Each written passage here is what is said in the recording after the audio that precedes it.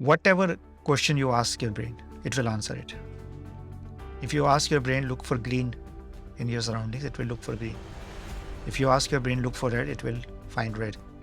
If you ask your brain, why should I not trust my team? You will find enough reasons to not trust your team.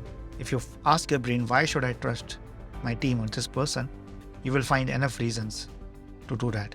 If you ask your brain why your boss is reliable, it will give you enough reasons to justify that your boss is reliable. And if you ask your brain why your manager or why your boss is unreliable, it will also give you answers to justify. And so the way we see the world determines what we see, not what is objective out there. And the power, the reason we are talking about it, is the power lies in you because you are creating the world. So if you want to create a trustworthy team and you're creating a person as untrustworthy in your team, and you realize that creating that person as untrustworthy is not going to help you create a trustworthy team, then you can do something about it.